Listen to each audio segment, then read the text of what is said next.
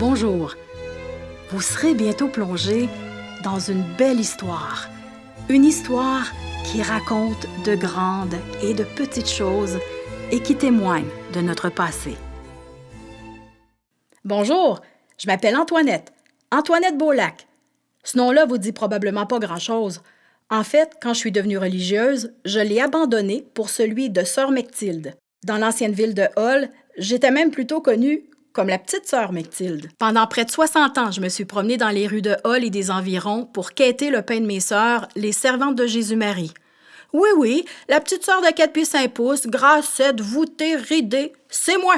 On m'appelait aussi la sœur au chapelet miraculeux parce que j'en ai distribué des milliers au cours de ma vie grâce à un bienfaiteur qui a rendu tout ça possible. Je suis née à Longueuil en 1867, l'année de la Confédération. Mon père, Eugène Beaulac, était un habile homme d'affaires, très intelligent, propriétaire d'une fonderie. Ma mère, Delphine Chicoine, était une femme de foi, de piété et de devoir. Elle est morte jeune, à l'âge de 44 ans. Mon père l'a suivie 3 ans plus tard. Je suis l'aînée de la fratrie. Jeune fille, je demeurais à Longueuil et je parcourais souvent un très long trajet pour aller voir et jaser avec le frère André. À l'âge de 15 ans déjà, j'avais demandé d'entrer chez les Sœurs de la Providence, mais on ne m'a pas accepté. Vous êtes trop jeune, qu'on m'a dit. Les années ont passé et j'ai toujours gardé cet attrait pour la vie religieuse, mais je savais pas comment le devenir. J'ai commencé à penser que mon manque d'instruction et mon âge avancé me nuisaient. Des circonstances m'ont amené à un moment donné à aller demeurer chez une dame Quintal. Elle logeait à proximité des Pères du Saint-Sacrement et j'allais souvent prier à leur chapelle. Un jour, le père m'a demandé si j'avais déjà pensé à la vie religieuse. Eh bien, c'est l'appel providentiel que j'attendais et tout s'est mis en place pour ouvrir la voie que j'attendais avec ferveur depuis si longtemps.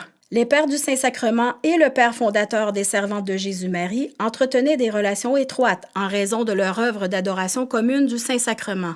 Ça a donc été facile d'organiser une entrevue d'admission et ça s'est très bien passé. Je devais faire une petite retraite de quelques jours au monastère Jeanne d'Arc d'Elmeux pour terminer la démarche. À mon retour à la maison, Mme Quintal, ma bienfaitrice, était déçue de ma décision et a tenté de s'y opposer. J'ai résisté. C'est donc le 4 juin 1904, alors que j'ai 36 ans, que je fais mon entrée chez les Servantes de Jésus-Marie, des religieuses contemplatives vouées à l'adoration perpétuelle du Saint-Sacrement. Le 19 septembre, j'ai revêtu le Saint-Habit et reçu le nom de la grande moniale cistercienne Sainte Mechtilde. C'est 9 ans plus tard que j'ai prononcé mes vœux perpétuels. La congrégation naissait à peine et le monastère de la rue Laurier à Hull n'avait que 2 ans. La pauvreté y régnait en souveraine. Il fallait donc mendier les aumônes et le pain de la communauté. C'était pas facile de quitter une vie cloîtrée pour aller quêter à l'extérieur. Oh, j'ai versé bien des larmes quand on m'a demandé de devenir une sœur sortante. Mais la quête était essentielle à la survie et au développement de notre communauté de plus en plus nombreuse. J'ai donc accepté de faire ce sacrifice et d'endosser ce rôle de pionnière. J'en revenais pas qu'on fasse de moi la quêteuse de la congrégation. Je me trouvais bien trop timide. Mais avec l'aide du bon Dieu, je me suis retrouvée à la rue, cognant aux portes et au cœur des familles de la région, des professionnels, des commerces, des entreprises et même des tavernes. J'ai certainement croisé tout le monde qui vivait dans la région. Pendant mes sorties pour quêter, j'en ai entendu et vu de toutes les couleurs.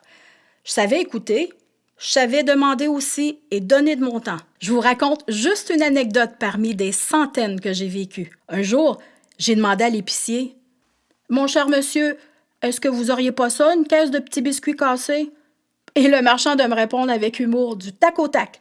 « J'en ai pas aujourd'hui, sœur Mechtilde, mais je pourrais bien vous en casser une caisse. » La bonne et généreuse population de Hull et des alentours m'avait rapidement adoptée. Elle m'ouvrait volontiers son cœur et sa bourse pour mes sœurs et mes chères familles en difficulté. Souvent même, on me demandait ce dont j'avais besoin et on le mettait discrètement dans mon grand sac noir. C'est comme ça que j'ai établi une relation étroite et particulière avec la communauté que je quêtais. Aujourd'hui, une maison destinée aux femmes et leurs enfants victimes de violences ou à risque d'itinérance porte mon nom. Le Centre Mechtilde. C'est vraiment en toute humilité que je réalise au fil des années que je suis devenue une source de réconfort pour bien du monde. Le jour de la célébration de mes 100 ans, le dimanche 29 octobre 1967, au lendemain de mon anniversaire, il y a eu une messe solennelle d'action de grâce dans notre chapelle bondée. Le parloir dérougissait pas. J'ai reçu des hommages, des éloges, des témoignages à n'en plus finir et une montagne de cadeaux. Ouf! C'est ben trop pour une petite sœur comme moi. Je me suis finalement endormie dans l'amour de mon bon Jésus le 21 mai 1971 à l'âge très vénérable de 103 ans et 6 mois. Nous espérons que cette histoire vous a plu. N'hésitez pas à vous brancher sur notre site afin d'en savoir davantage. Bonne journée!